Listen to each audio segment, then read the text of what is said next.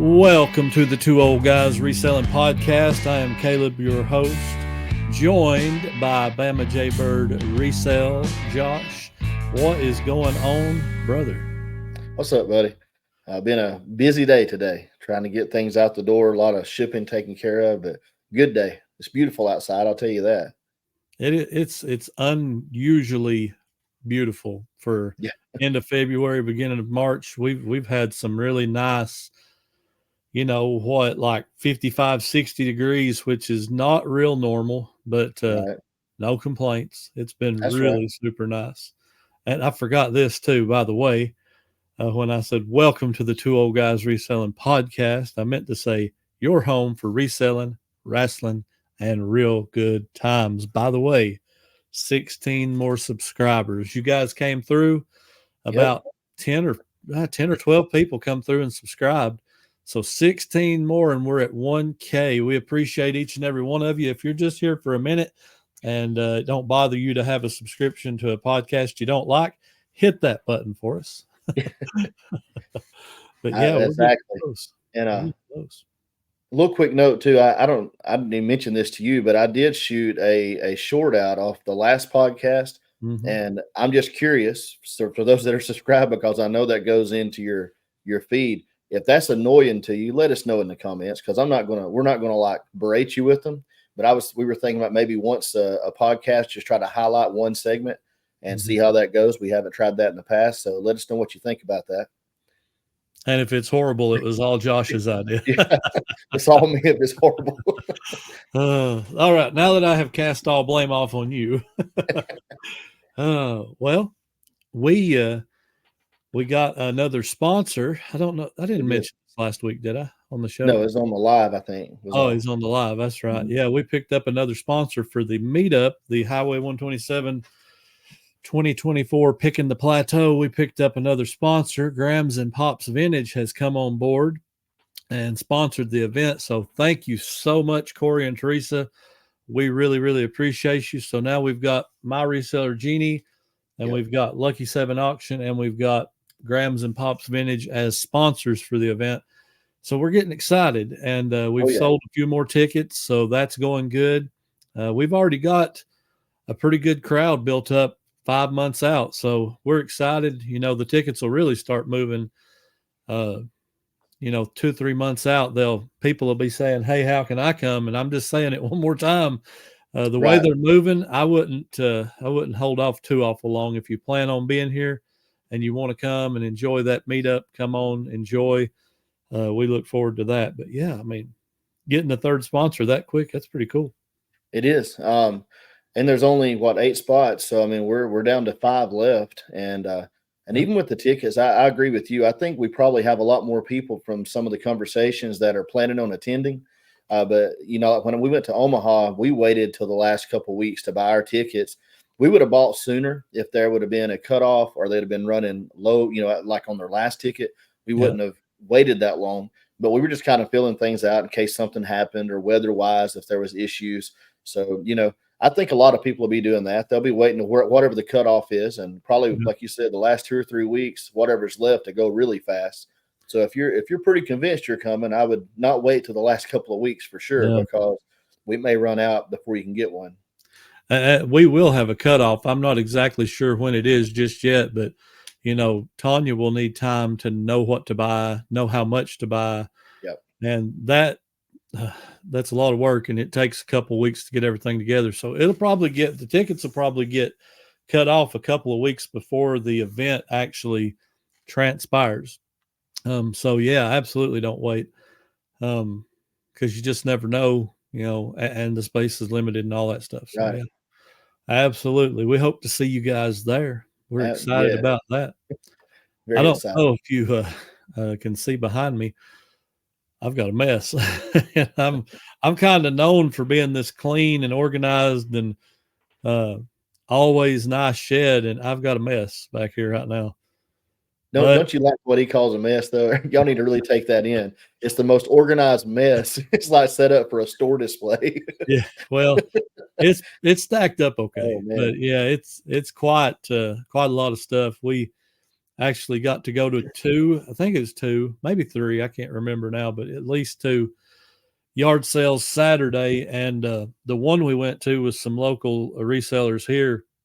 And my son had bought some stuff, some on the way back through to pick up the bigger stuff. We had to go get the truck. The guy was like, hey, if you want to go through again, he said, I'll make you half price deals on all this stuff. And I'm like, okay, we'll look, one more time. And we ended up with like another big load of stuff. So we bought a ton of stuff and we done pretty good. I mean, if I was guessing, there's probably at least 150 listings sitting there. That's just a total guess, though. Totally a guess. Right. And a lot of the CDs was already in the house. We just had to work those out. But there's like 300 CDs there. I'm playing the Bama Jaybird, trying to beat you at the CD stuff now. Look, I feel like I just keep falling into that stuff. I wasn't even trying to buy the CDs anytime that it happened, but it can be really profitable. You find the right stuff. It can also be a whole lot of non-profit, if you're not real careful. I mean, it don't matter. Some of them you can get 10 cents a piece and they're still not worth it, but $2, it's just a lot of work. Of course, you can do pretty well lotting them up sometimes. At least maybe, limit the amount of trouble for the amount of money that you're going to make off of them. And I've done that with a good bit, but I'm telling you, there's some good stuff out there. You find the right ones. Yeah, there is. And I've done that too. I bought like, 150 CDs one time. And I thought, boy, I'll make $10 a piece off these. And, some of them will, Right. but I got to looking and I was like, well, that's $3. That one's $5 free shipping. This ain't no good, Yeah. And I was like, okay, time to lot. So I'd sort them by, I usually do something like women of country, men of country, Right. this, that, and the other. And that's how I did it. But the bad thing about that is they sit usually for a little while before they move. So I've got a bunch lotted already, sold quite a few, but yeah, that is something that you can get it cheap enough and you can do okay. It's hard to not make money if you do it right. It is. I don't know if there's a rule of thumb to go by because, when you're buying a lot, there's going to be about, what I mean? I don't mean a lot of them, but buying in bulk, you're going to get some titles that fall into that realm. Like you're talking about, where when you search them up, there may be 3,000 of that CD listed. But if you're out at Goodwill or something like that, and you're spending like 50 cents or $1 or, somewhere along those lines per CD, the thing, of course, price matters, what it's selling for, but I try to stick with stuff that's, like 100 or less listings, unless it's like got a 100% sell through. Because of the way I look at it, if the number of listings is that low on a media item, it probably didn't have a lot of copies printed to start with, or else there would most likely be more of them listed on eBay.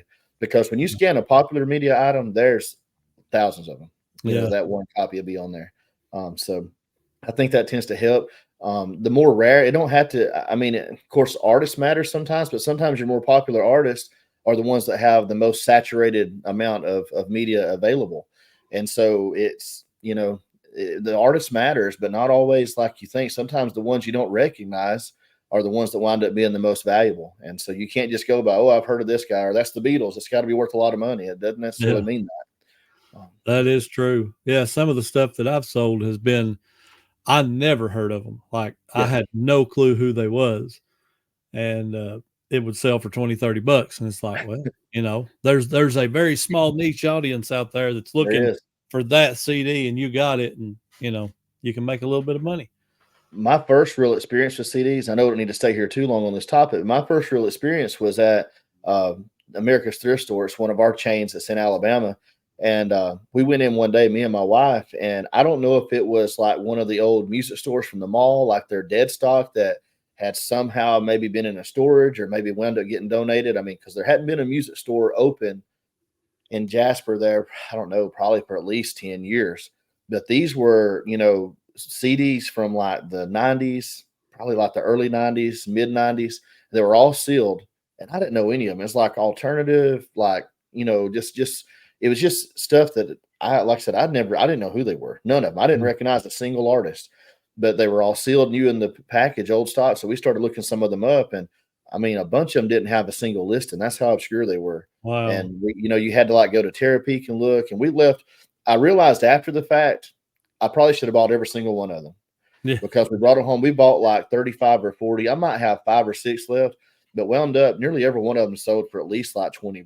I mean, they set for a while sometimes. They do, because it's such a, like you said, it's such a niche. There's only one, or you got one of the only 3 listed on there. It takes a little while for the buyer to come around, but there's good money in that stuff that you don't recognize sometimes, especially new in the package.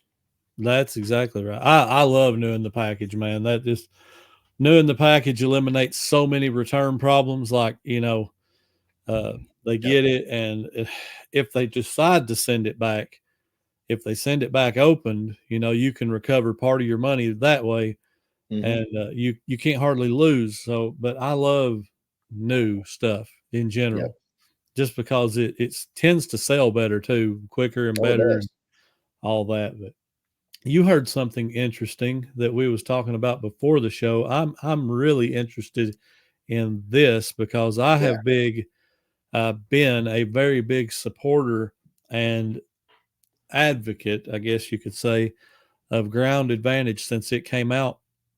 I've been the guy that says Ground Advantage beats Priority Mail for me like 80% of the time.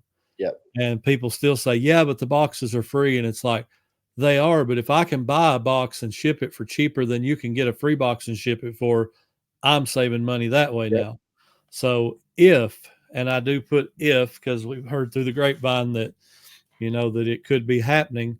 If they come out with free boxes for Ground Advantage, that will be huge, like really, really big news. Yeah, and if you haven't seen it, John from Flippin' Ain't Easy, he put out a video this last week where he had gotten a call from USPS about that.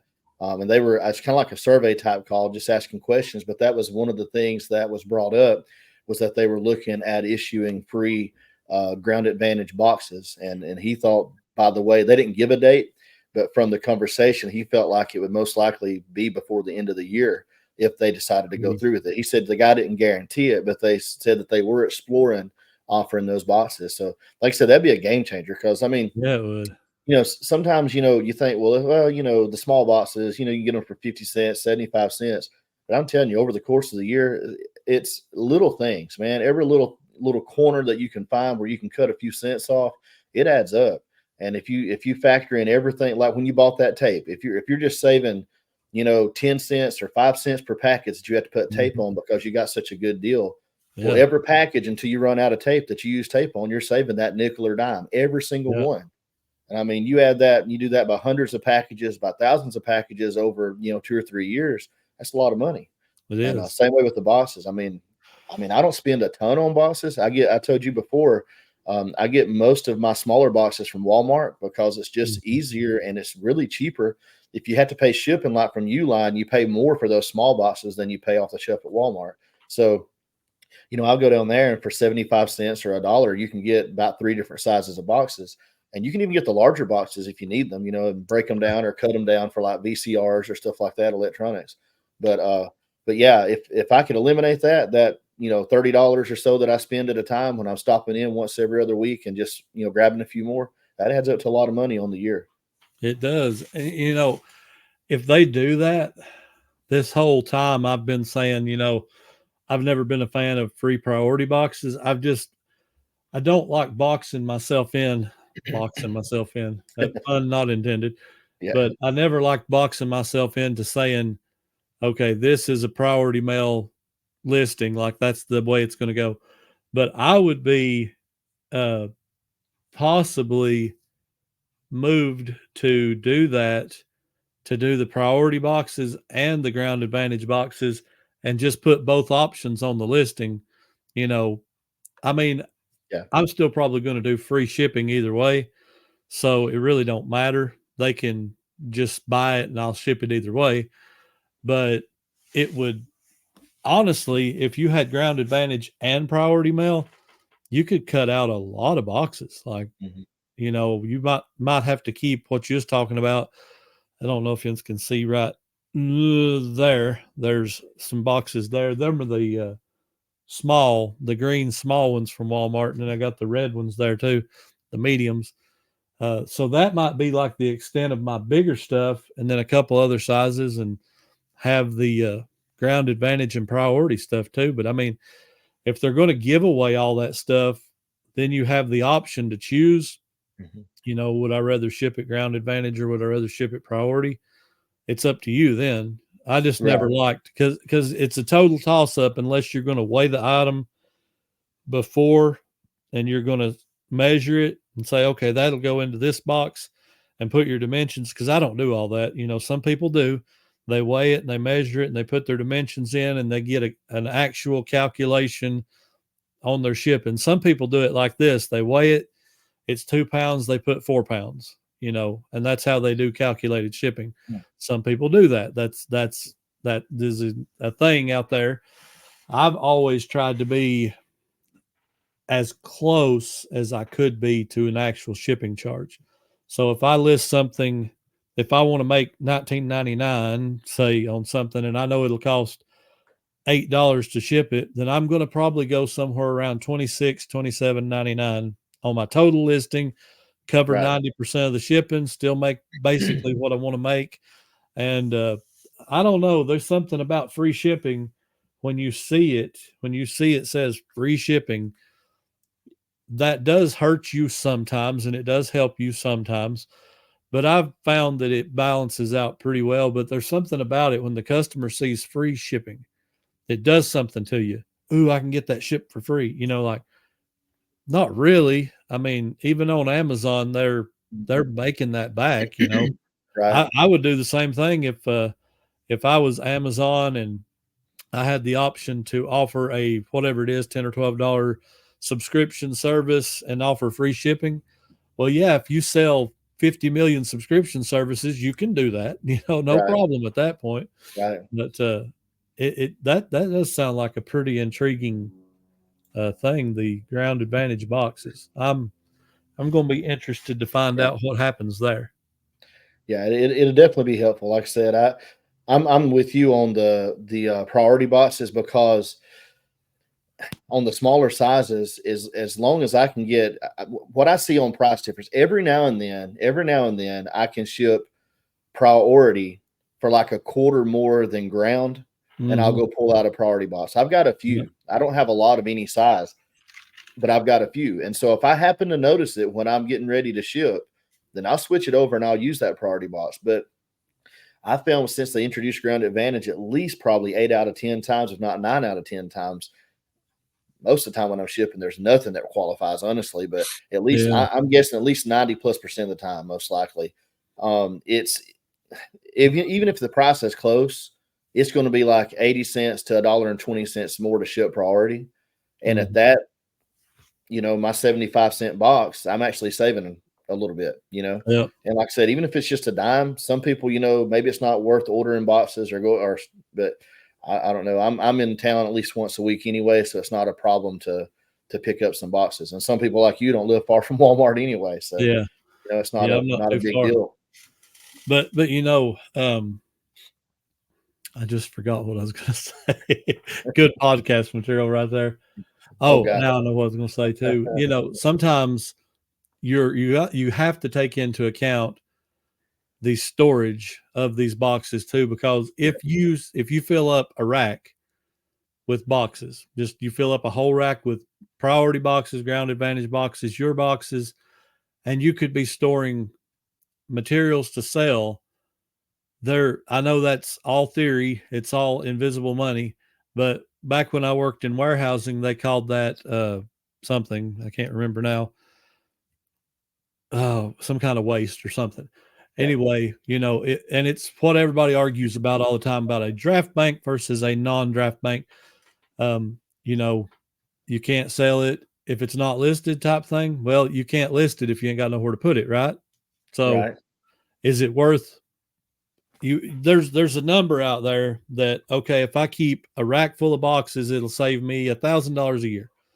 But what if you listed on that rack? How much would you make off that rack? So if you're going to play the business game, you got to play it right. Like you got to look at it from both sides. And that's one reason I've tried to keep just so many boxes. I think we've got back here like 5 on this rack, 1 down there, right there, and then 2 right in there, and 1 big one back in here.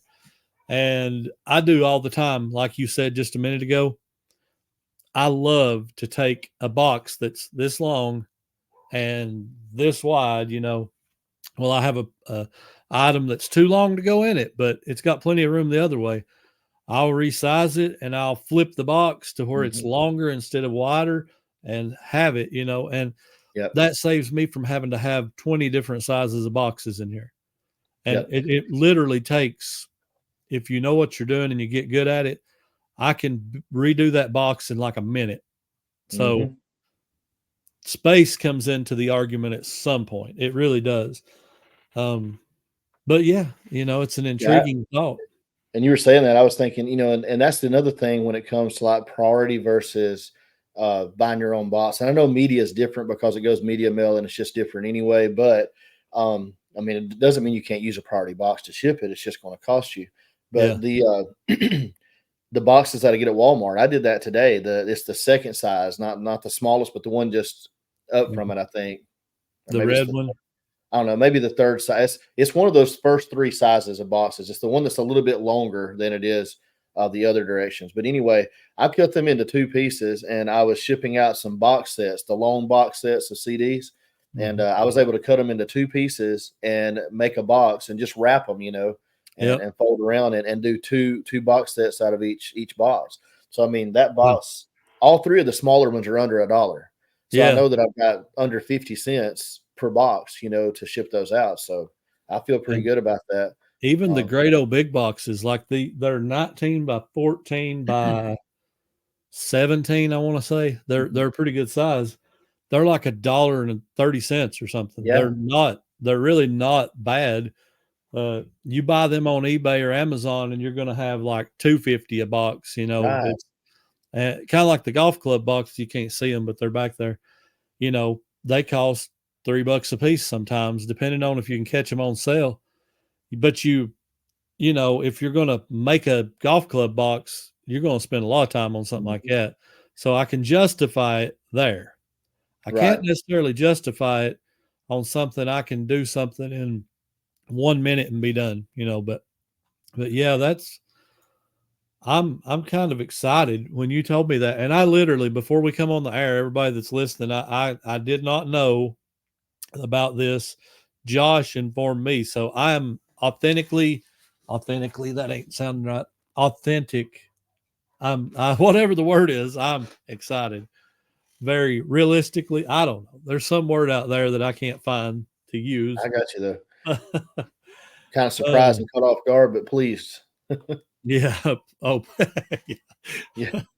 I mean, it shocked me. I didn't expect to hear that. There was a teaser on a short probably 6 months ago where someone put a short out and they said something about, USPS is going to do ground advantage boxes, but I think it was just something to get clicks. I don't know that they actually knew anything. So I thought it's kind of funny that all these months later, there's a real, some real information that it might be happening. So that really did get me. But we will try to keep you guys informed as we find out, because that's interesting. Like I said, go watch that video. There's some other stuff too on there about local shipping. They're going to do like it's like a flat rate, a flat amount to ship within a certain radius. And I know he said they're starting out for him. He's in Las Vegas. And so anything shipping within Las Vegas, I forget the price, but it was way less than, it was almost like when they used to, when we didn't have ground advantage and we had just the first class mail. It's almost treating it like that if you're in that regional area, and, they got rid of regional A and regional B, but it's almost like they're starting something else like that up. And it goes up to like, it seems like it was like 8 pounds or maybe more than that. Wow. And its size dimensions wasn't an issue. If it was in that radius, it was a flat amount. Like you didn't pay over this amount, and it was going to be cheaper than what they're currently paying for ground advantage in that radius. So that could also be beneficial, more so for people living, like maybe in California, but right. My radius, I'm going to get a lot of trees and cows in my radius, but that's okay. You have to widen your scope there a little bit. Have to move to get the benefit out of it. But. Yeah, that's right. Well, so we was talking about something earlier too. I'm interested in your thoughts on this, and I think everybody will be too. We was kind of talking about at what point you should begin to diversify and add more revenue streams. Like, is there a magic point? Like, you've achieved this level on eBay, you've saved this kind of money, maybe you're on YouTube and you've made this kind of money and saved it. Is there a point you should branch out? I mean, should we be looking to, like you said, hedge your bets, kind of chalk yourself up a little bit? Yeah, I mean, I look at it like this, and I think, back to how probably most all of it started with eBay. It was that secondary revenue stream. I mean, Mm, I don't know of anyone that just day one had never done eBay and was automatically full-time eBay. I guess maybe Corey and Teresa are the closest to that I know of, yeah, Grams and Pops. But they still had other revenue streams going on. They had other stuff, that they were involved in. So, but they kind of quickly made that decision.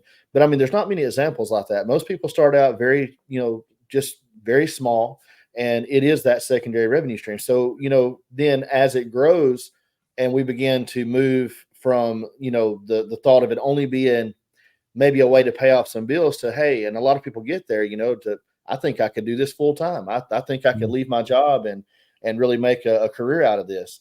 Okay, well, that's great. So what do you do then when that becomes your only revenue stream? Because then if it's your only revenue stream, you're kind of back to where you were financially a lot of times before you left the job. Because the best money that I made was before I left my other job, because I had my full income and probably 2/3 of what I'm making now on eBay. yeah, So that combined was way more than I'm making right now. But you also reach a point where you cannot grow eBay anymore without having more time. So yeah. I guess the question then comes to this: once you've kind of went in with both feet and it grows to a certain point, I'm sorry. Um, how do you know, or at what point, revenue wise, is it smart to start then trying to add that secondary revenue stream to eBay? I know a lot of people have done this. I've seen it, and maybe for some it's YouTube. I know there's some that do eBay, but eBay is kind of like the back burner to their YouTube once YouTube gets so big, and it works. Majority of people that you see on YouTube that are reselling's the gig. YouTube is not providing money for bills. You Okay, mean they're it's not all a rich hobby like me? They're not yeah. all rich. I've made $9, guys. I'm rich. Yeah. But I mean, it's more of a hobby because we love the interaction. We like interacting with the reselling community. And I mean, even when it starts paying, it pays so little. Mhm. I mean, you got to have Yeah, literally thousands and thousands of subscribers and thousands of views to make anything like a decent yeah, check off of YouTube. And that's not going to happen for most people. So that's not a viable secondary source of income in most cases. But, like, again, I don't know what the answer is. I mean, whether it would be, and I mentioned this, we've got that little place we're building for mom, and we realize we won't need that forever for her. So we've looked at, how could that benefit us down the road too? Because we may be mhm, able to convert that into a space that we rent. yeah, And so whether it's real estate, whether it's another platform, what if, something happens with eBay? What if it, goes away? And I'm not saying it's going to. I think eBay's strong, but I mean, we don't know what'll happen in 10 years or 5 mhm, years. And as you said earlier, hedging your bets, so to speak, it's probably never a good idea to put all your eggs in one basket long term. Now, I also see maybe like Corey does with over at Grams and Pops Vintage, where he said, something happens to eBay, there's always something else you can do. You can always just change directions. But I like to be prepared. And if you have a little bit of something going on, and he said that, but they also have side hustles too besides eBay. So if you got a little something going on, at least you've got a door open, you know.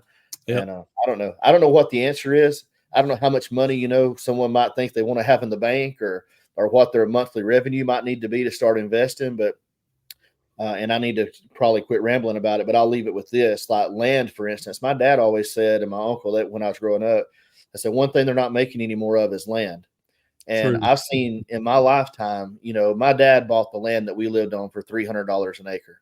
Land in that area, it's still, we live in a rural area, very rural. This is a long time ago. That's 1980, when it's bought. But I wish those And prices was back. oh yeah, absolutely.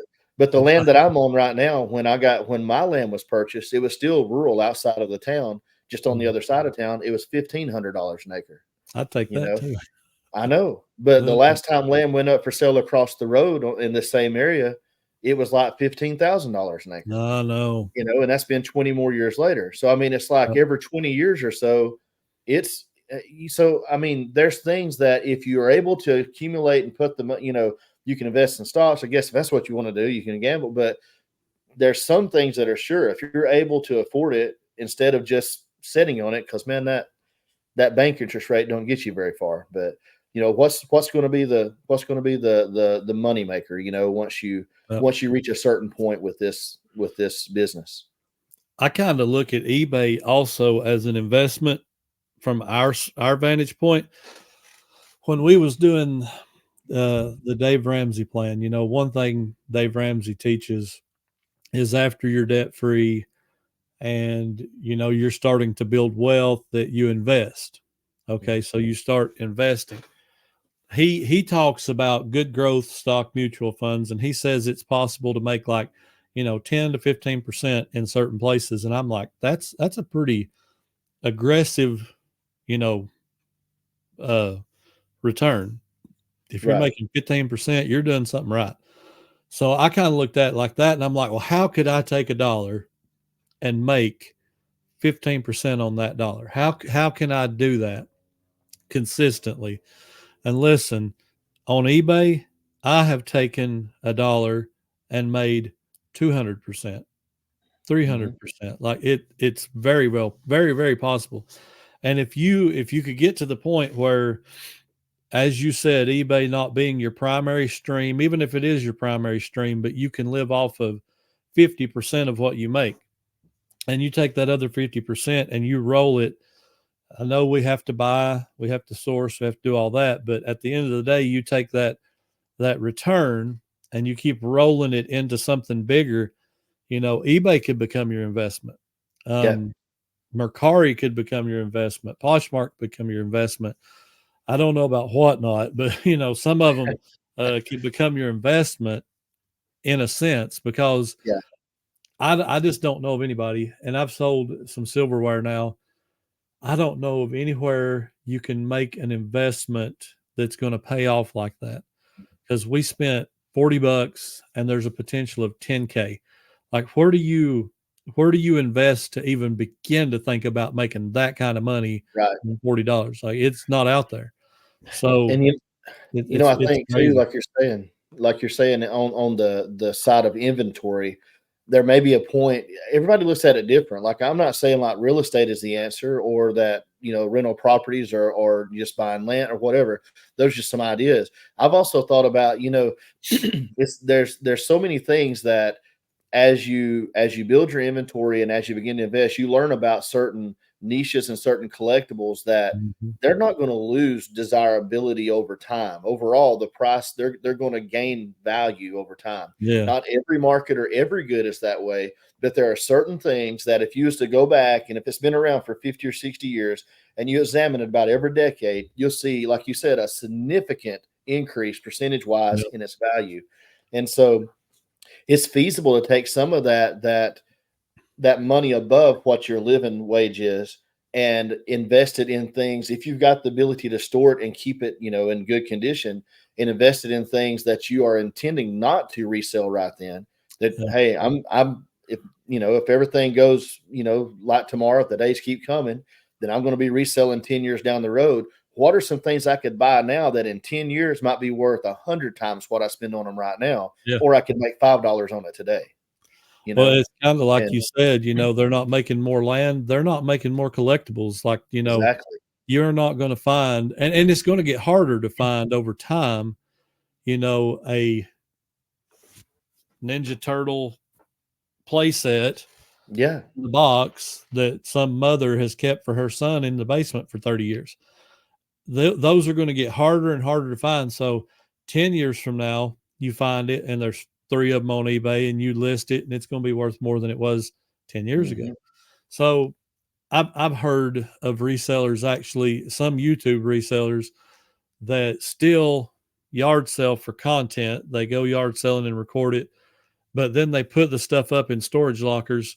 That way, if one day they get older and nobody wants to watch a 50 and 60-year-old version of them on YouTube anymore, they just turn around and go back to eBay and they've got all kinds of inventory. Oh yeah.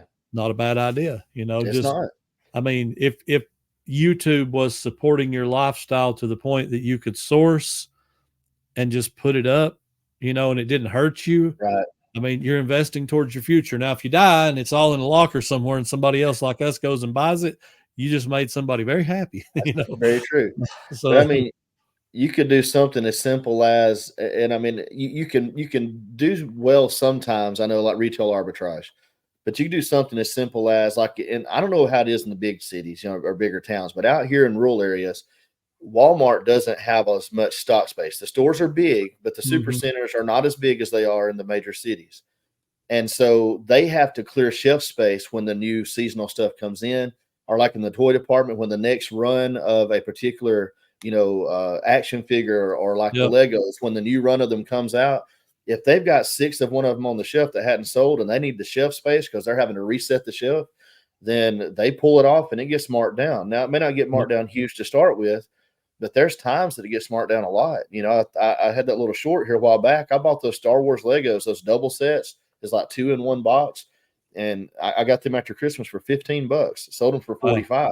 Now, I could have probably put those up, and in 10 years, they might have been worth $450. They might have. Yeah. And that's the thing. There's little areas like that within collectibles, within toys, where if you can find the right items and you've got enough extra cash to squirrel that away, that's not buying a stock. I mean, it's not going to, as long as nothing happens to it, and you can access it again in 10 years, I guarantee you it's going to be worth more than you paid for it. Oh, absolutely. And worth way more than you can get for it today. So, there's other things, there's other ways to think about it, but I do think it's smart. Once you've reached that point that, if you're doing eBay full time, especially, I think it's smart to be thinking about ahead of time. Once I grow this to a certain point, what other revenue stream or what other method am I going to use to try to, build some financial security for the long term or for the future? What can I do to kind of make that more, I don't know. I mean, I have this side of me sometimes when I say that, I think, if I tell God my plans, he'd laugh at my plans. But at the same time, we're supposed to be wise, and so I think we're supposed to be good stewards and wise. And there's decisions we can make that keep us from being in a financial, problem or financial difficulty down the road if we think about it. Absolutely. And I mean, I think of it like this. The Bible does talk about it, where is it? Ecclesiastes, I believe. It talks about casting your bread upon the water.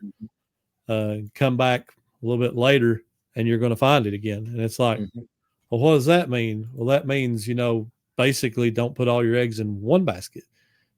God does expect us to use the talents we have and to use the wisdom he gives us to make smart decisions. And it just takes a little bit of experience. And I've never known anybody that got experience without going through trouble. You almost always have to learn the hard way to gain experience. But yeah. And it's too bad we didn't buy into, like $1 million worth of Beanie Babies back in the day. We'd be rich right now. We'd have like $1,005,000, Yeah, that's right. Especially the Princess Diana one, man. I wish I had one. Oh, yeah. That purple bear, that'd be just, yeah. You live and you learn. So, yeah. Be careful of fads. Definitely. Yeah. Be careful of getting caught up in a fad if that's what you're swirling your money away into. Yes. Be scientific about it. Be very, do some research. If you do research and you look at history on certain items, certain niches, you will find areas that are worth investing in. Absolutely, you will. Well, let's switch gears just a little bit. You told me something there a minute ago, and I did hear that this was coming. For all the wrestling fans, it's time to switch gears into the wrestling talk for a few minutes. Sting finally retired, huh? That's what I saw. I think that's correct. So he going to stay that way? Or who knows? You know how that goes, man. Stay that way till they need another check. Yeah, stay that way. They get the itch, like Ric Flair's been retired 15 times or something, Oh man, he come up off the deathbed and got back in the ring. I mean, he literally did. Yeah, literally. literally. Terry Funk, before he died, he'd retired 20 times probably. Yeah. It's crazy. But I think age-wise, and I think that's what it is with Sting. It's just he's getting more limited, and he loves it. Some of the ones that's been able to maintain enough health to do it as long as him, it's always amazing because scripted or not, they take a beating. I mean, there's no doubt about it. And before all the hype with the high flying, he was kind of one of those that was kind of innovating that stuff. He's been taking a beating a long time. Yeah, he and, has. I don't know how he's still doing it or how he was still doing it, but no, because I've seen some clips where he was jumping off balconies through tables, and it's like, man, you're over 60. What's wrong with you? I don't want to do that now. Yeah, and he's doing it at 60. I don't even want to jump off the porch, man. I quit doing that. Barely jump out of the bed in the morning, what in the world? But Sting has been around since the 80s. So absolutely. That's a 40-year career whether you believe it's real or not, and we know it's not actual hand-to-hand combat, but it is a contact sport. We'll say it like that. They do take licks. They fall down on a plywood mat or pine. I think they're pine boards or something that does offer resistance when you hit it. They do take hits, and I've seen them actually take some pretty legit hits before, like whoops, knocked the guy out.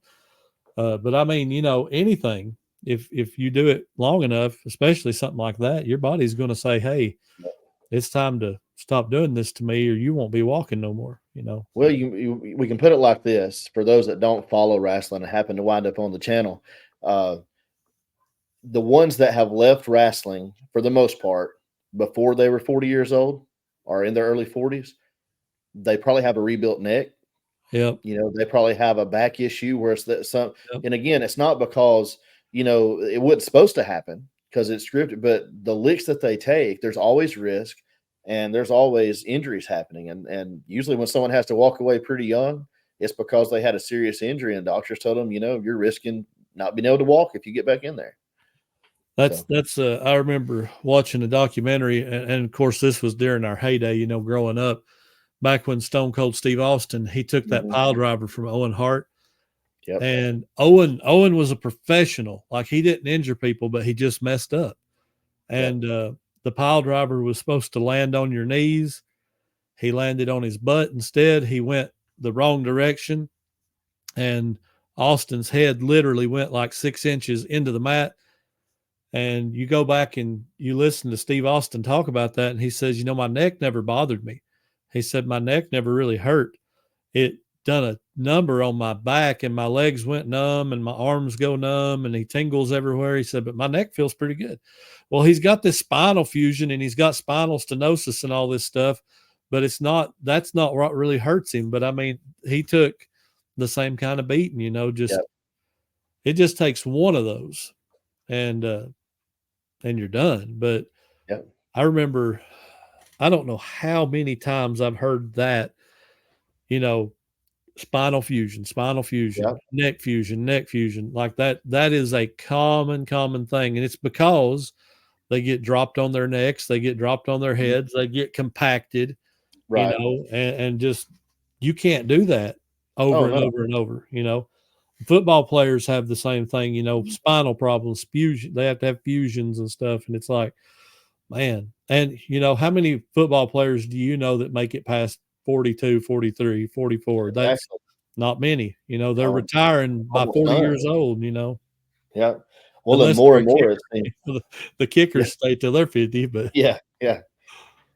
more and more, even with football, it's getting to where it seems like a lot more players are opting to retire before they even hit 10 years. It's like if they've made a good amount of money and been wise with how they've used it, they get to that point like, you know what? I feel pretty good still. Think I'm stepping away. I mean, it's become more trendy. Now, I mean, there's way more that stay in it than don't, but it's just amazing how many of those have started kind of following that path to me. And I don't blame them. I would, if I made good money for 1 year, I'd be like, hey, I done pretty good. I rolled the dice, didn't get hurt. I think I'm done. But, I mean, I say that, but then those guys get into that stuff because they love it. That's why they do it. So, I probably wouldn't leave either if I was there, uh, but yeah, that's Sting retired. And I remember, I'm old enough to remember the Surfer Sting. I'm old Oh enough yeah. to remember the Crow Sting, then the Wolfpack Sting. Then Oh, uh, after I quit watching it, he became the Joker Sting in TNA. I did read that, and then I didn't watch. I don't. I'm not familiar with. I know that he had a pretty good run in whatever he was doing, but then he came over to AEW, and that's where he's ended his career. And I mean, hats off to the guy for putting that much time in. That's pretty wild. it is. What was your favorite version of Sting? Was you a fan? Probably during he wasn't one of my. I mean, I did not like Sting, but it's just not one of those that I was particularly drawn to more Yeah. so than others. But now the time that I remember most was probably during the WCW WWF wars, those Monday Night Wars when he was always in the rafters. It was Yeah.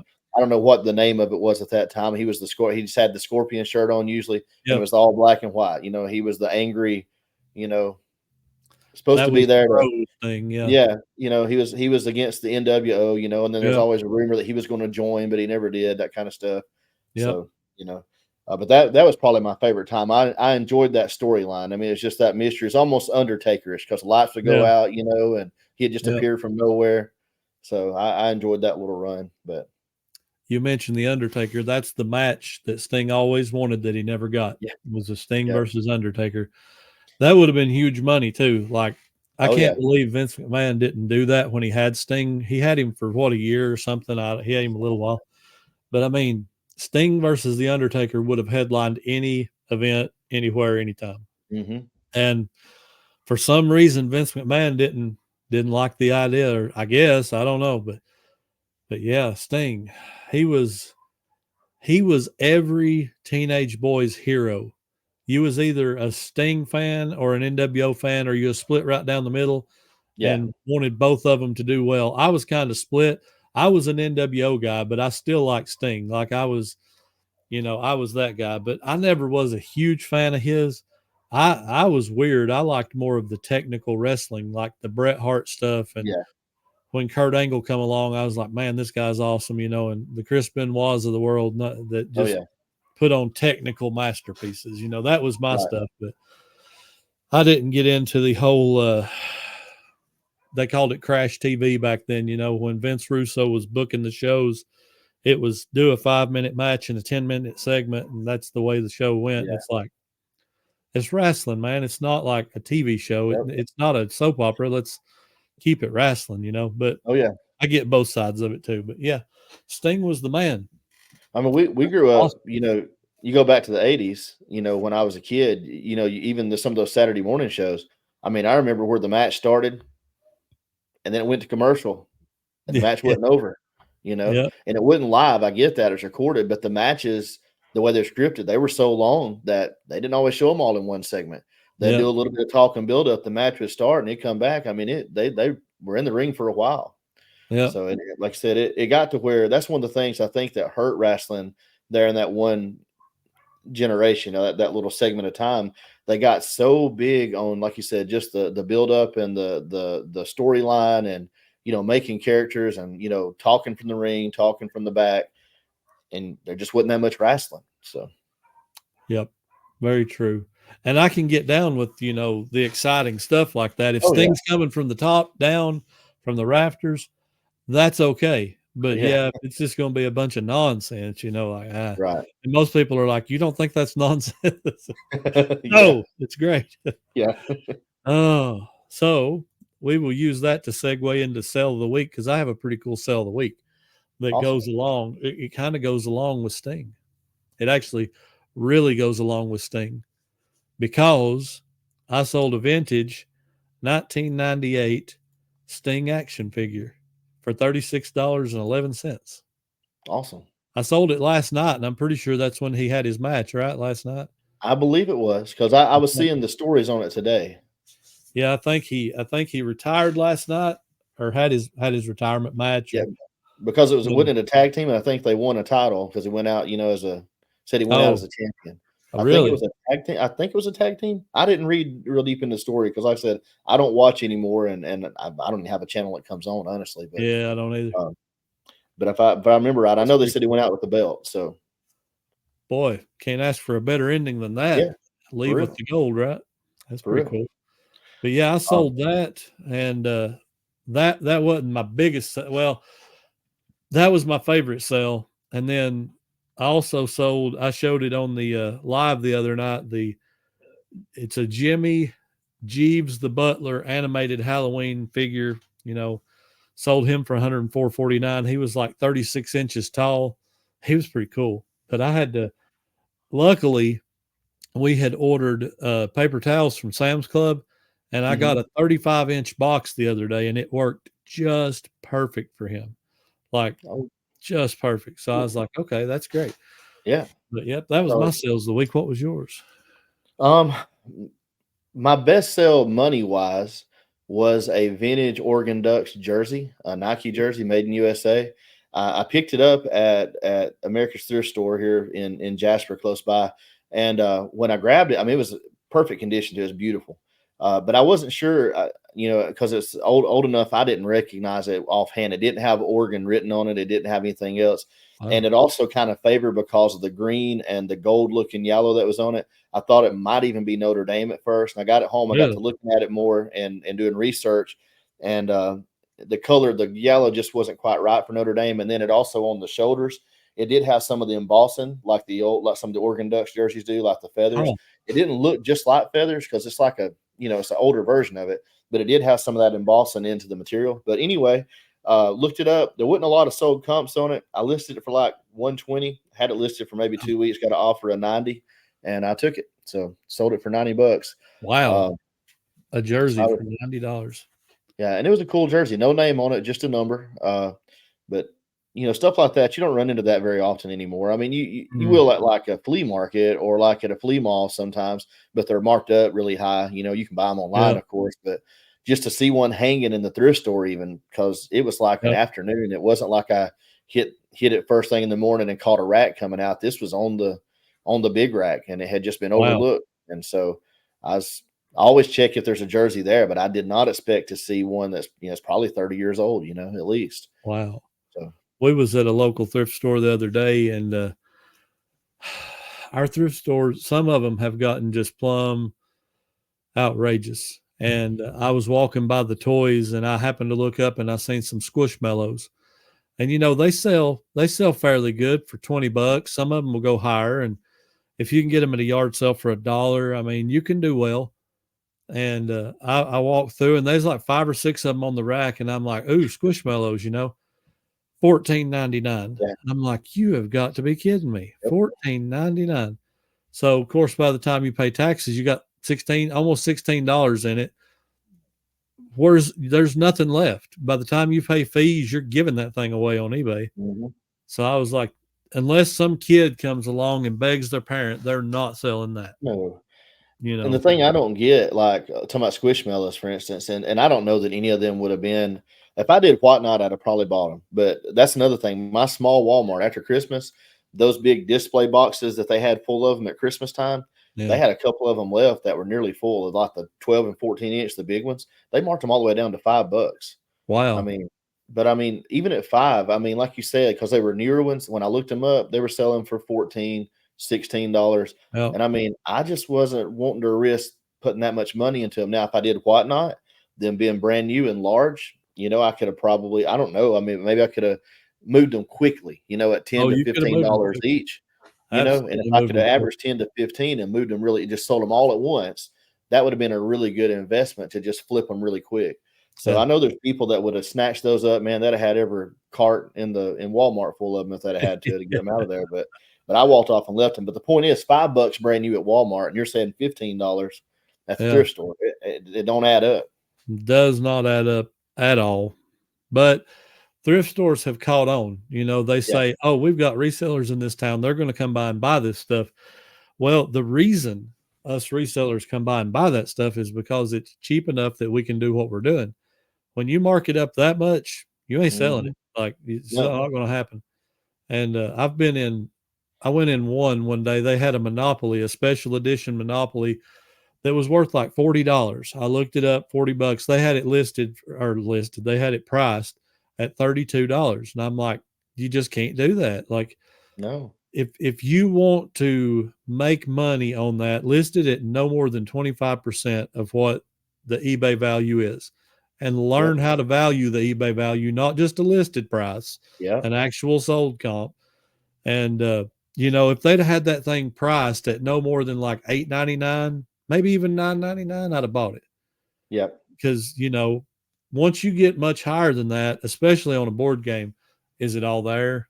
Is it complete? So it just makes it hard. But they apparently they're making a little bit of money somehow, or they wouldn't keep doing it. I don't know, but they keep doing it. I mean, when you price like that, you're basically pulling your best items and pricing it kind of as if you're a flea mall instead of a thrift store. And you're depending on the perfect person to come in that's a collector, like say for that board game that collects Monopoly games, that's willing to pay that because they're getting it $8 cheaper than they would get it on eBay. But what are the odds that happens before they pull it off of the shelf and it goes into the tub and either gets thrown in the trash can or goes into a bin and it's all tore up, Like you said, there is definitely an opportunity for thrift stores to make a better dollar off of their inventory than just doing their old practice, as far as pricing.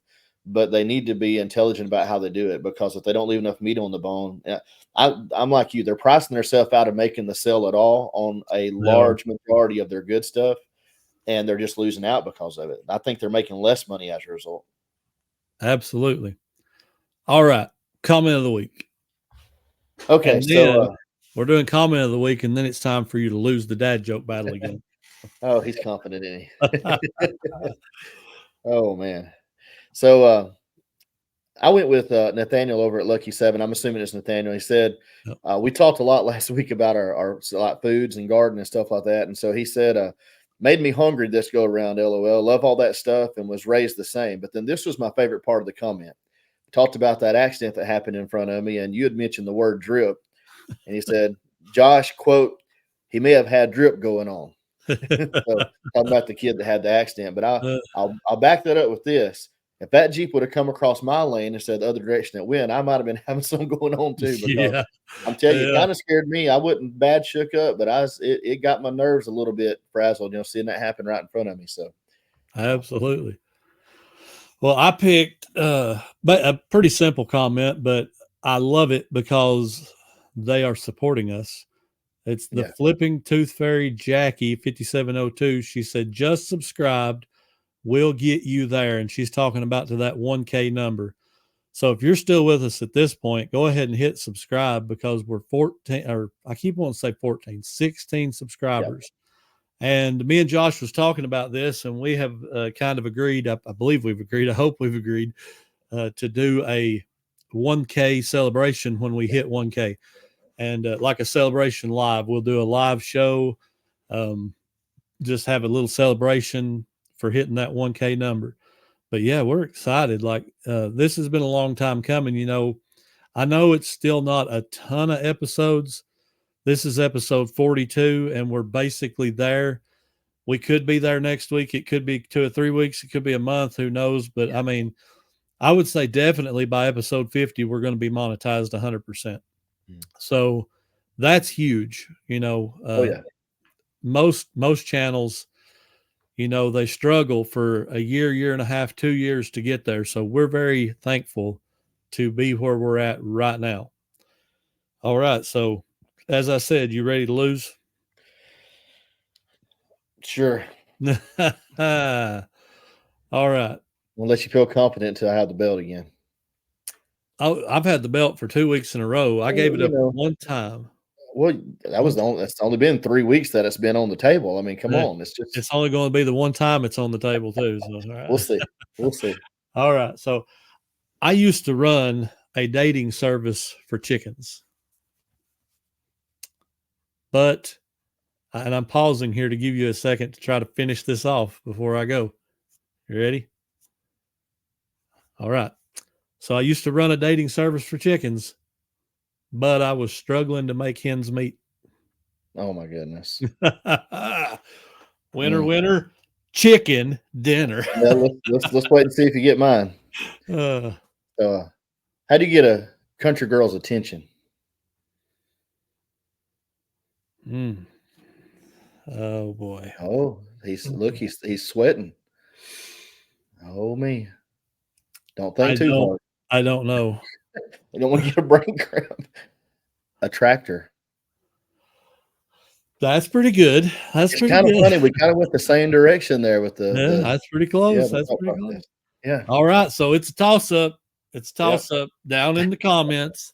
All three of you that are still with us, go tell everybody that Caleb is still the champion. Oh, no. You know, last week I got a couple of votes, even though I automatically won, but I still got a couple of votes. Except for Rozilla. I think he said nobody won.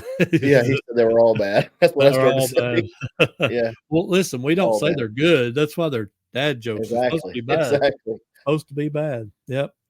All right. So it's up to the audience to tell you lost this week. Yeah, you keep thinking that. We'll see.